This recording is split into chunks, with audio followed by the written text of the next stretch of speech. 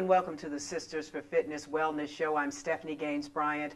We have three wonderful guests today. Our guests today are Curtis Valentine. He's the at-large member of Prince George's County Board of Education. I know I didn't say that right, but you'll correct me later.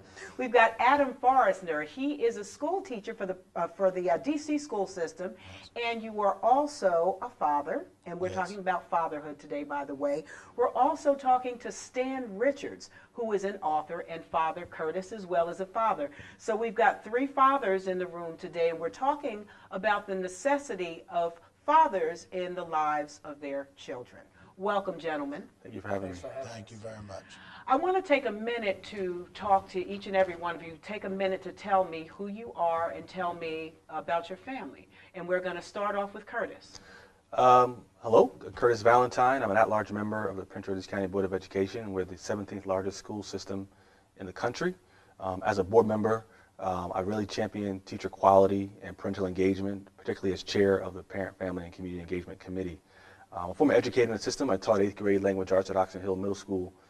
As an educator, I really understood the importance of parental engagement, particularly the importance of fathers in our system. And so, as a board member, I started something called the Fatherhood Forum, which is an avenue, a mechanism, a platform to really celebrate engaged fathers in our school system. We'll get into that a little bit later. So now we'll talk to Stan. And Stan, tell us a little bit about yourself. Well, I'm a native Washingtonian. I'm the author of the book, From the Bus to the Bentley, No More Limits, growing up in the inner city of D.C. And then I'm also the president and founder of the Richards Group Foundation. Okay. And Adam, tell us about yourself. I'm Adam Forschner. I am originally from New York. I am an elementary school teacher in District of Columbia Public Schools. I'm also a head wrestling coach in Prince George's County Public Schools. I am a single father. Well, let's talk a little bit about your backgrounds. Curtis, did you grow up with both parents in the home? Yes, my parents were married for 38 years. My father, Curtis Valentine, just passed away a few months ago, but I grew up in a two-parent home. I'm also a parent of two children. My son Curtis is 8 years old today. Today's his birthday. Wow. And my daughter Ivy just turned 6 last week. And my wife is actually assistant principal at Largo High School here in Prince George's County. Stan, tell us about yourself. Well, I was born and raised again in D.C. No father in the house, 7 kids, 3-bedroom apartment, public assistance. I actually graduated from D.C. Public Schools, Cardozo High School in 1981, reading at best on a 6th grade level. Then went from there, drove a Metro bus for 18 years, and then embarked on entrepreneurship. I have 2 sons, Stan Jr., 14, and Isaiah, 10. Adam, let's talk about your background. So I grew up with both parents, but they just recently had their 45th anniversary. They've been married 45 years. Wow. I'm still living in New York.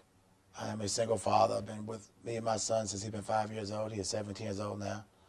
Well, we were separated. Me and his mom separated when he was 5, and then he basically just lived with me. He wrestles for me, which I coach my own son.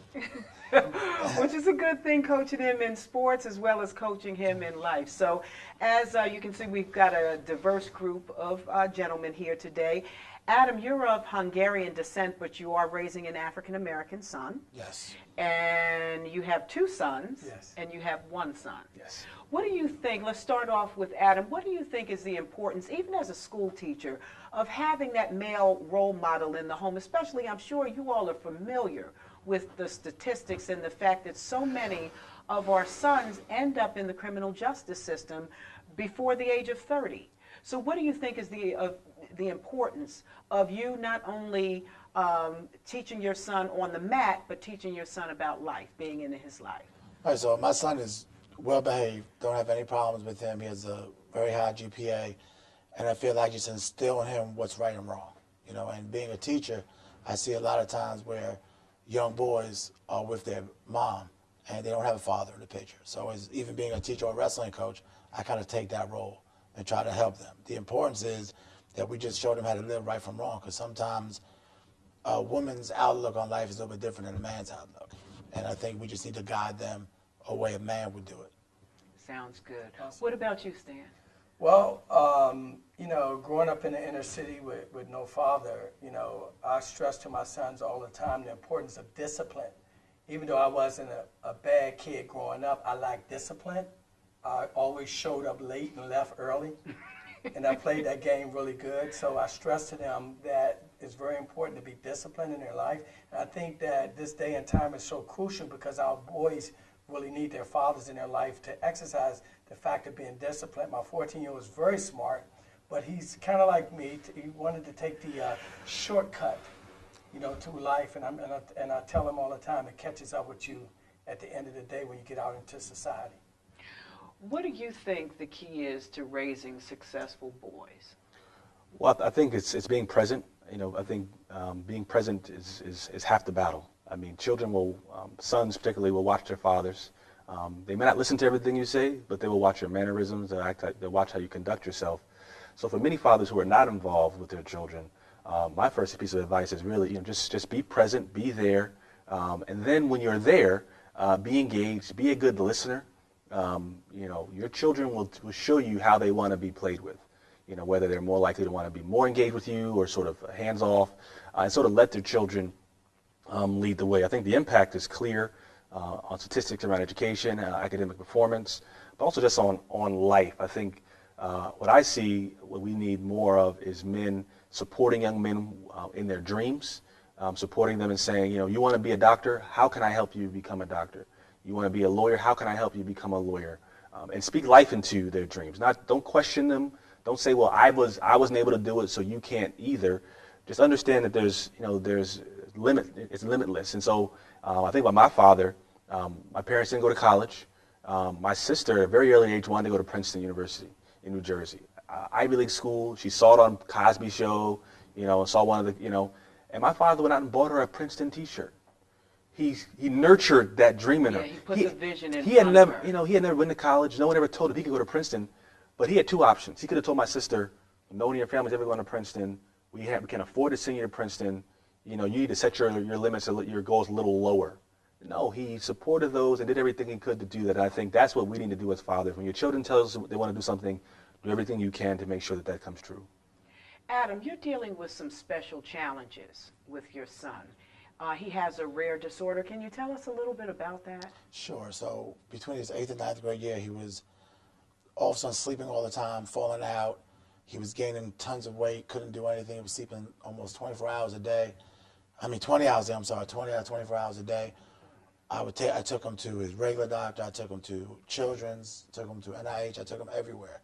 And finally went to Johns Hopkins after 7 months, and they diagnosed him with narcolepsy with cataplexy.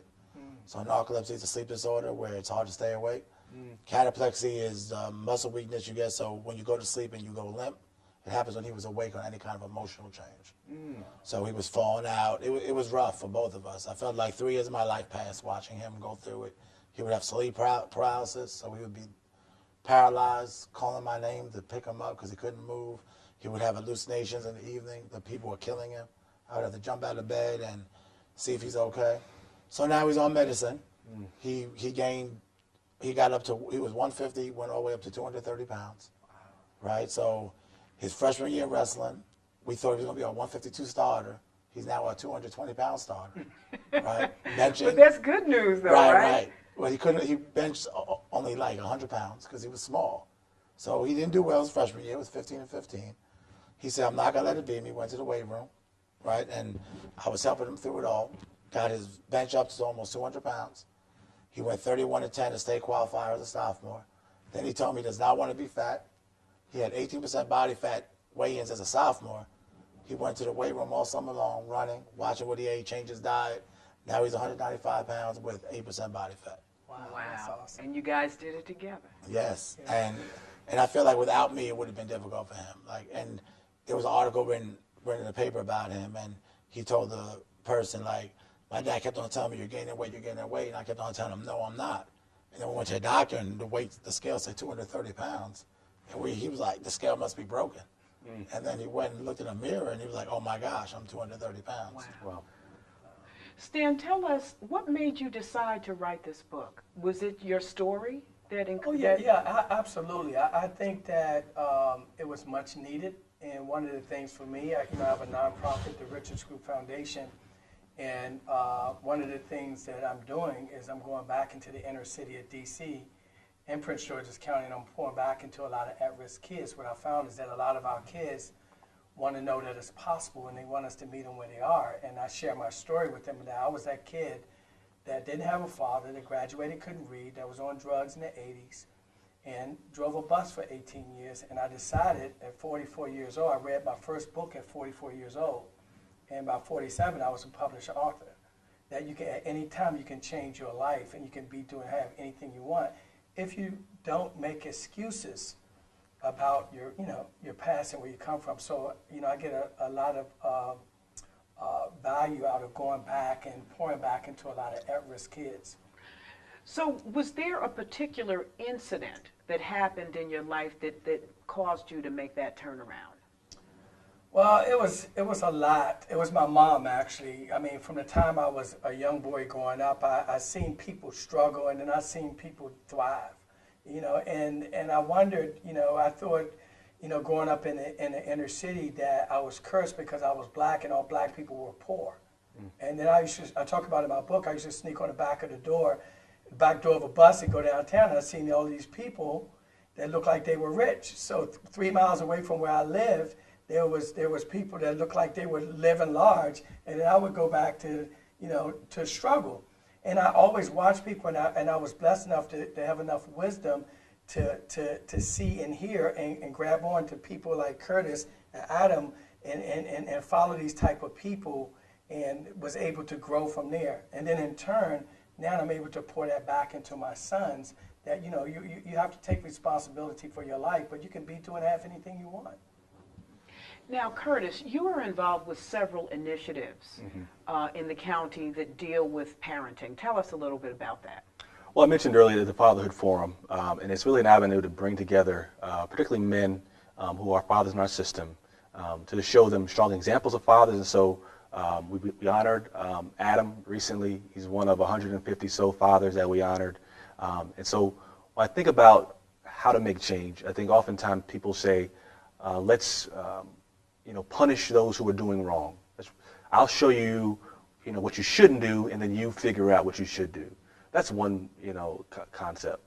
I'm of the belief that if we just champion and put out strong images of fathers like Adam and like Stan who are stepping up, that those fathers who are trying to figure out a way to get more involved, fathers who are struggling with custody issues, fathers who are struggling with, I'll get involved with my children when I make more money, when I have more time, when my schedule's better, all the while years are going by. In our system, we have some schools, upwards of 80% of our students are coming from female-headed households. And as young men, we know every day counts.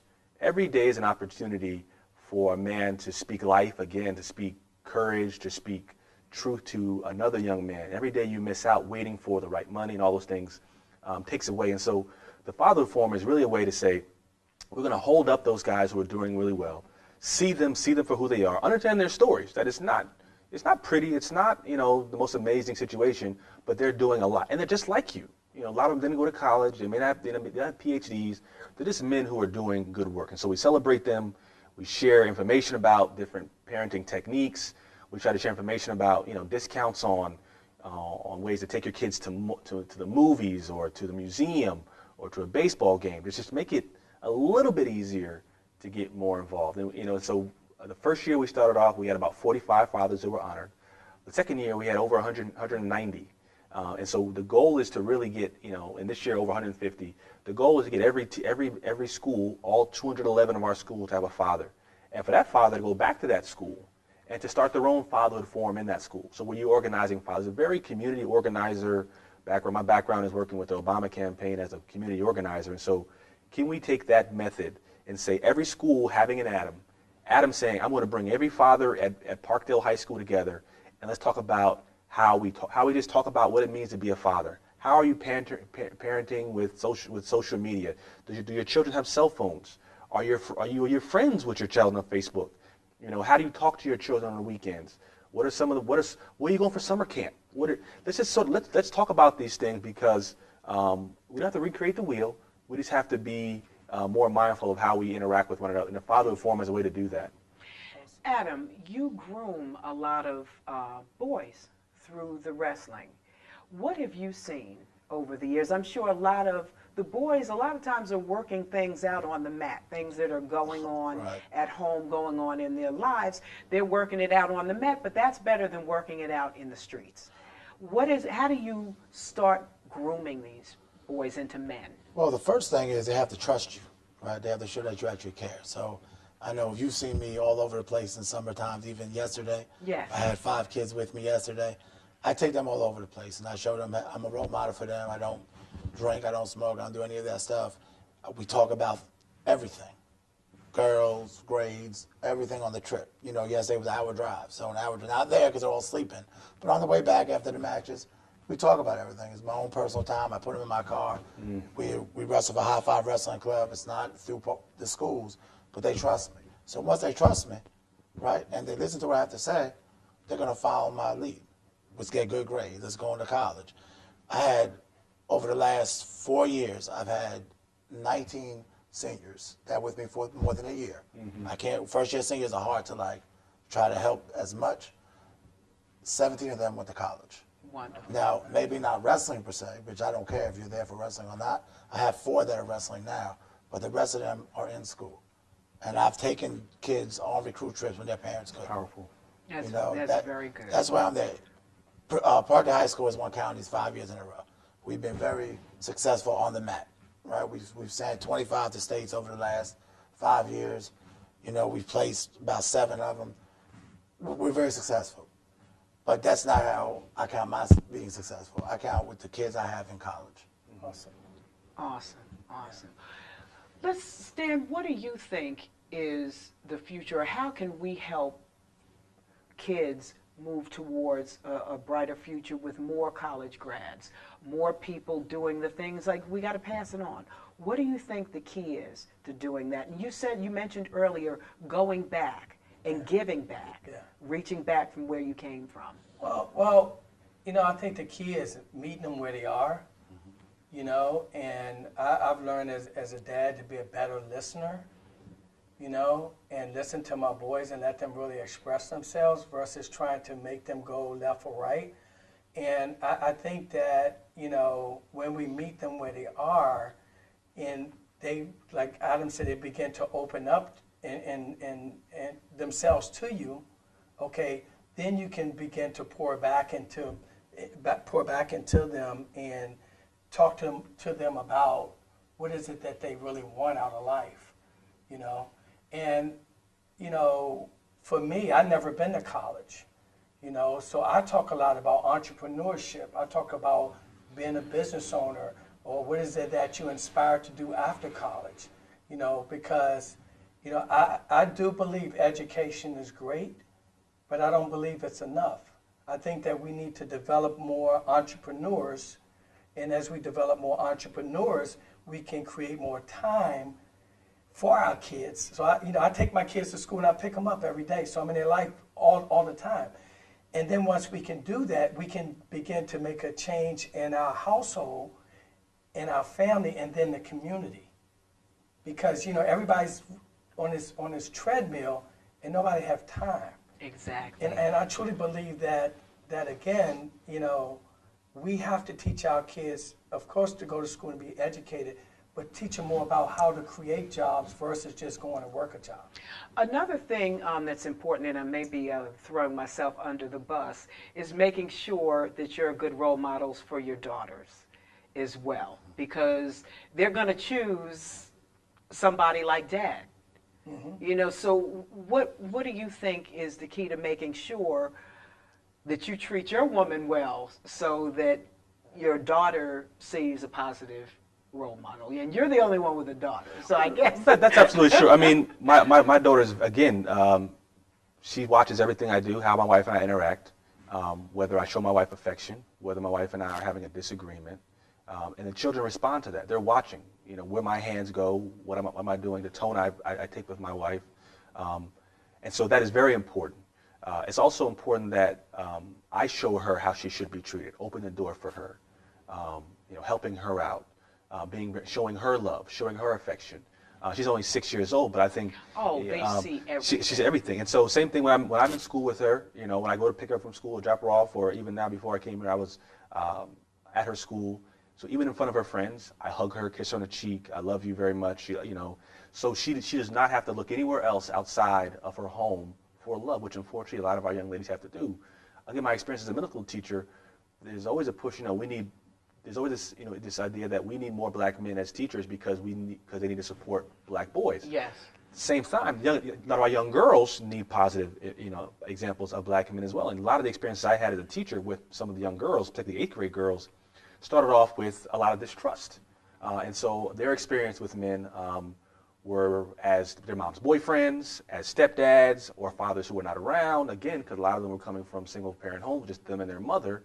I had to, kill a lot of the stereotypes about men of color with some of my female students. So towards the end of the year, you start seeing, a level of trust and them being able to come out and to say things to me that they would not have been able to say because I was pushing up against, again, stereotypes that they had seen all their life of men, particularly black men. And so it's important that we have men stepping up, fathers stepping up, not only for our son, but for our daughters, because that cycle created so that when the daughter grows up, she knows exactly what type of husband she wants. And the husband knows that I can't come incorrect with this young lady because I know she has a strong father at home and he has a strong, and I'll just say finally, my wife's parents have been married for almost 37, 38 years. So my wife comes from a family where she had a very strong example of a father. And that has made me a better husband because she knows exactly how she should be treated because she saw how her father treated her mother for 38 years.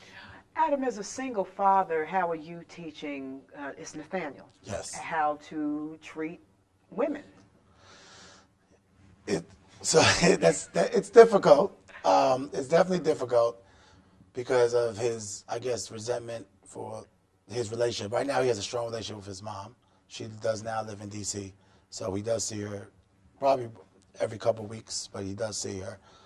So it's easier now to talk to him about females and, at And first. they're at that age. Right, and, I had a long talk to him the other day, and what a teenage boy is going after, and I try to explain to him that's not the way world works. You need to go for at least a girlfriend first before you want to try to Take it further. And, he listened to what I said, and then he settled down and said, yeah, you're right, Dad. I need to do that. Because what he was doing was trying to go for the wrong things. I understand he's a junior and 17 years old, and the clock is ticking. Right. And to be a mother and a father, since he's been 5 years old, is very, very difficult. Especially like when he's feeling it, he'll come and give me a hug, and like a boy would hug their mom, and I can't say no, right? You have to hug him back, and you have to be that mom. He'll jump in bed when he was going through his issues with the narcolepsy. He'll jump in bed with me, Dad, oh my God. You have to, put the cover over him and hug him, and it was very difficult for me because I'm not that type of man. I'm the man, and I'm not the soft, cuddly type and all that. But I had to learn how to do that for him because she wasn't there. She was out of the country for most of her childhood. Very good. In wrapping up our discussion, we have a few minutes to go, so I want to go around the room and let's talk about some solutions. Well, I think the solutions are, men like Adam and Stan, recruiting more men like that, in your school, just in your immediate circle. How do you, engage with other men who are trying to get to that level? Fathers who are not involved in their child's lives. How can you get them from being not involved at all to maybe being involved once a week or once a month? Sort of just taking the baby steps. And so each of us in our own circles, through our own, spheres of influence, to be able to do that. Secondly, I think social media, which is really what a lot of men and women looking at now. I tell people, you will not go 1 week without seeing a positive image of me with my kids or me with my wife and my family. There's so much negative out there, and people say, oh, the media. We're the media. We're the media right now. So we own this. And so another solution is put out positive images, positive articles. Don't send all these images of kids fighting in school. Yes. Show images of kids doing outstanding things. Show up image of you and your son, you and your daughter doing something really special. Tag Fatherhood Forum, if you could, on social media. And we want to push those positive images out and drown out all the negative images about fathers, particularly fathers of color. Now, Stan, of course, we're going to be part of your next book, right? Yes. So, go ahead. Well, I would just say, I have a motto with my nonprofit: we learn, we earn, and we return. So I think it's very important. I set an example for my sons And I even challenge all the men that's in my circle that it's very, very important that we continue to learn, because there's always another level. And we must earn as well, because we need money to make a difference, especially in our community, right? And then it's our responsibility to go back, you know? And for me, you know, I set the great example for my sons on how to love my wife, that, you know, it's very, very important. Sharice and I have a brand called Love in Business. Is, you know, how to treat a woman, you know, and then to go back and make a difference. So I try to be that light for my sons. I try to be the light for the community, that, you know, it's cool to have one woman. You know, growing up, I thought it was not cool. I thought you were supposed to have I thought you were supposed to have 3 or 4 women. You know, I mean, those were the only examples around me. That you know, wasn't cool if you didn't have 4 girlfriends. And I stress to my sons and the kids and my group that treat people the way that you want to be treated. Because Absolutely. At the end of the day, we reap what we sow. Absolutely. Adam, I'm going to let you have the last few words. Okay. So as an educational standpoint, I believe that we need more male teachers in the elementary school. So I know they talk about middle school and high school. Kids learn from an early age. Like you're saying, your daughter is 6 years old, she's picking up everything. Right? We have 2 classroom teachers that are males in my building. Wow. That's it. Now, the gym teacher is male and the music teacher is, but only classroom teachers, where they spend 7 hours a day with, there's only 2 out of 30 teachers in the building. And there's many times where I was the only male teacher at elementary school level, and we need more of that. You know, we need them to come in because kids have to see role models, you know? Well, I want to be the first to wish all 3 of you a happy Father's Day. Thank you. I'd like to introduce you one more time. We've been talking to Curtis Valentine. You were an at-large member with the Prince George's County School Board. Stan Richards is an author, great father. And, of course, Adam Forschner, not only is he a school teacher, but he is on the mat teaching those boys every day how to wrestle for Parkdale High School as well. Thank you for joining us. You've been watching the Sisters for Fitness Wellness Show. I'm Stephanie Gaines-Bryant. Have a great day.